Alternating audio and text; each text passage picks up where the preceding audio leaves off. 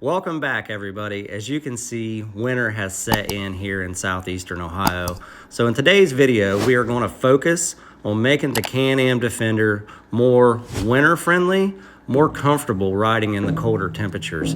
Now, whether you have a cab or not, or whether you have a heater or not, it shouldn't matter. We'll dig through the building, see if we can't get some of the parts and pieces that I added to the Defender last year to make it more comfortable, and I'll show you how to install those. So without further ado, let's get into it. All right, so first things first, I believe I may have done a video last year on removing these, but on the front of your Can-Am Defender and behind my light bar, there's an opening right here that lets airflow into the radiator. And actually also down here, there's a big open gap, as you can see. So what I like to do is I've got these pieces of flashing, right? This is what I dug out of the building earlier, as you saw in the intro. And I take the upper one, put it in behind the light bar, I slide it down in there, and then I zip tie it around these holes that I pre-drilled into the original grill. And then down here in the bottom, this other piece, see where I got those little tabs bent out? There's actually two of the little button rivets in here that I pop loose, slide that up in there, and then pop those in. And with the wind hitting up against it, it don't go anywhere. So what that does is it blocks the air from getting into the radiator, because that may sound bad, but these things, at least my Defender, naturally runs pretty cool, looking at 1, maybe 2 bars on the temp gauge. And with these in here in the winter, it still gets plenty of airflow coming in from the sides to the radiator, and it doesn't really, it may raise my temperature gauge up to 3 bars, maybe 4 bars if I'm riding at really low range for a long time in the woods, but does a tremendous job on building the heat inside the cab with the heater running. So, and I would say even without the heater running, as you all know, the floorboard in these Defenders naturally gets warm, and with this airflow blocked off, it even helps that much more. So if you're riding in really cold temperatures in the winter, I definitely recommend blocking off these openings. And you don't have to do it with sheet metal or flashing. I use flashing just because I had it laying around, but you've seen people do it in the old vehicles before, just taking a cardboard box and jamming in there, and blocking off that airflow really helps a bunch. So that's what we're going to get into first. I'm going to put them in, and then we'll do a couple other little tips and places that some airflow really goes up through the floorboards and really in behind here and kind of makes it uncomfortable in the cab.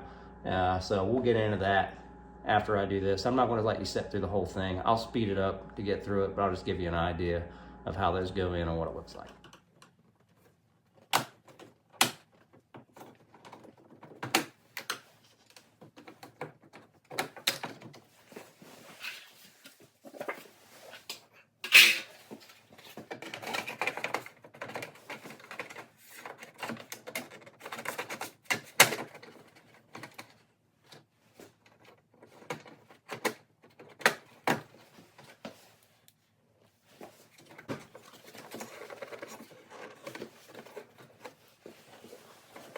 All right, so I got the top one in, push tab here, in here, and just slides right in behind there. I ain't even gonna mess with zip tying that bottom, because I think she's in there pretty good. So on to the bottom.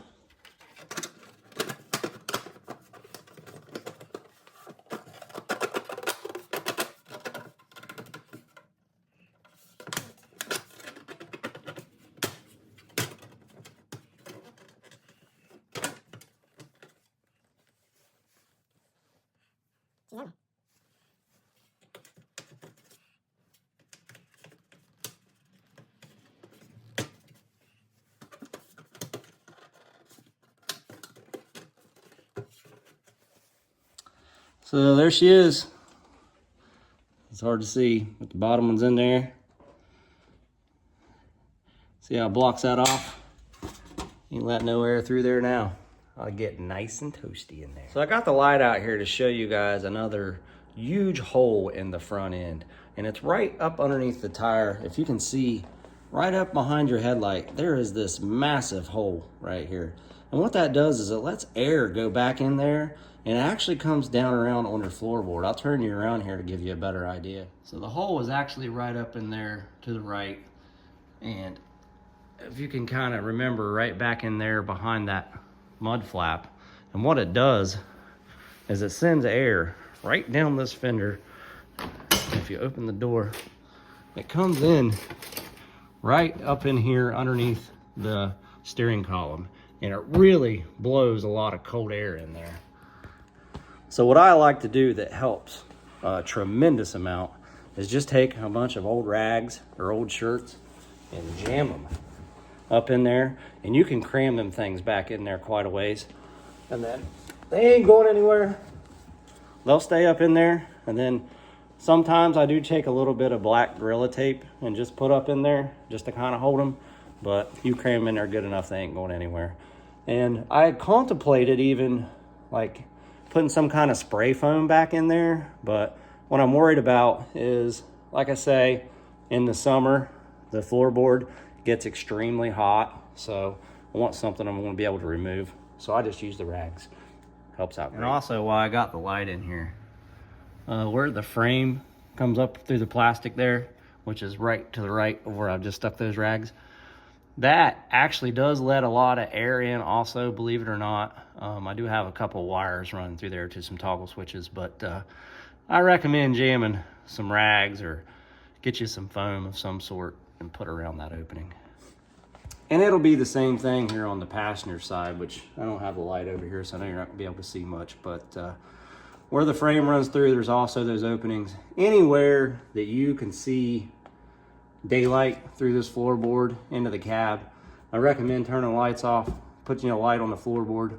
Anywhere you see light coming through, anywhere that you can close up air coming through the front of this machine is going to help tremendously in the winter, because like I said, the amount of heat this thing puts off anyways on the floorboard is going to keep you warm, and if you can block that air coming through, it's just going to help out that much better. And it comes without saying, in the winter, a front and rear windshield makes a huge difference. I know not everybody loves to run them, but if you're looking for a little bit more comfort in the winter, anything to block that air from coming in. And in the rear, that'll block the rear air from coming around and coming back down your neck and making it cold. Another little tip and trick, get you one of these center console armrests from my good friends at Star Night MT. It is an excellent addition to the Defender, and can't see over the steering wheel, but it's got two awesome cup holders right here, and a golf cart heater fits down in there perfect. And you can put that in there, kind of a budget-friendly way to get some heat inside your cab without having to drop the money on an Inferno heater or running all the ductwork and everything and taking everything apart that is involved in the installation of it, or even the factory heater. So just another little tip I've seen some people do before and seems to work out really well. So that was just a few tips and tricks to block some of the airflow coming in on the front end inside the cab to make it a little bit more comfortable in the winter. If you're running the Inferno heater, which I am, and I highly recommend, don't forget to flip your bypass valve to where it shoves the coolant through the heater instead of bypassing it. That way you get some warm air blowing through that fan. In a later video, I probably plan on comparing the Inferno heater to a factory heater, because I was able to get in a Defender there a few weeks ago at deer camp, if you watched that video, and it did have factory heat. It was a limited, and I want to do a little comparison to them, because it felt like that heater did blow out hotter air. It took it a little bit longer to warm up than the Inferno, but I felt like the fan may have blew a little harder and maybe the heat was just a little greater. But I don't know. We're going to have to get them side by side, do that comparison, so watch out for that video. Should have that coming up here sometime this winter. So in closing, as always, I appreciate y'all watching. If you have any questions about how to make these things more comfortable in the winter, do me a favor, drop it in the comments. winter is my favorite time to ride, and I wanted your experience to be just as enjoyable. So thank you all for watching, and we'll see you on the next one.